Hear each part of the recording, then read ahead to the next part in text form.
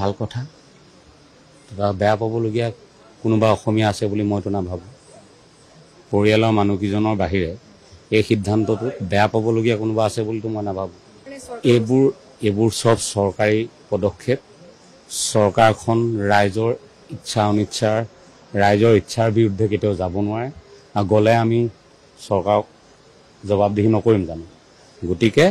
এতিয়া মানুহবোৰ সকলো দেখিছেই নহয়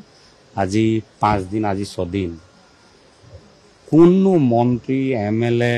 কোনো আৰক্ষী বিষয়া কোনো সুস্থিৰে থাকিবলৈ পোৱা নাই শুবলৈ পোৱা নাই খাবলৈ পোৱা নাই গতিকে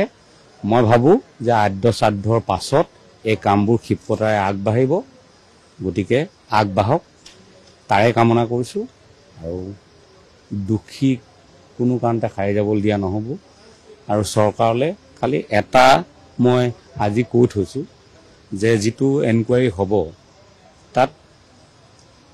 দুটা এংগুললৈ এনকুৱাৰীটো কৰিব লাগিব দুই ধৰণে কৰিব লাগিব এটা হ'ল যে জুবিন গাৰ্গ ডাঙৰীয়াক কিবা কনস্পিৰেচি হ'ল নে এক্সিডেণ্ট হ'ল তাৰ পুংখানুপুংখ যিটো পোষ্টমৰ্টেম ৰিপৰ্টৰ পাছত তাৰ ফৰেনচিক ৰিপৰ্টৰ পাছত ছিংগাপুৰত কৰা ৰিপৰ্টৰ পাছত যিখিনি কথা পোহৰলৈ আহিব সেইখিনি তদন্ত আৰু দ্বিতীয় কথাটো হ'ল যে ইকনমিক অফেন্স যে তেখেতৰ টকা পইচা কোনোবাই আত্মসাত কৰাৰ কিবা ৰাস্তা উলিয়াই লৈছিল নেকি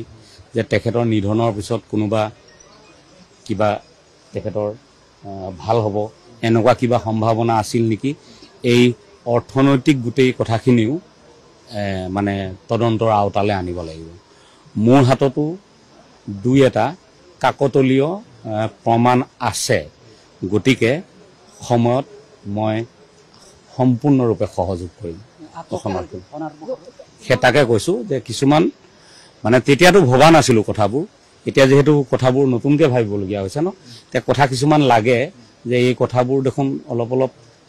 জড়িত আছিলে তেনেকুৱা মোৰ ওচৰত মানে ব্লেক এণ্ড হোৱাইট প্ৰুফ আছে কিবা এটা গতিকে মই এতিয়াই ক'বলগীয়া কথা হোৱা নাই যেহেতু আৰক্ষী তদন্ত আৰম্ভ আমি মই নিশ্চয় সেইটোতো আৰু কথাই নাই সেইবোৰ একো থাকিবই নোৱাৰিব কিন্তু সেইটো গৰিমা বৌয়ে সিদ্ধান্ত ল'ব সেইটো সিদ্ধান্ত আমি দিব নোৱাৰিম কিন্তু বৌ যদি কিবা কাৰণত মানে কি এই কিবা জুবিনদাৰ পাবলগীয়া প্ৰাপ্যৰ পৰা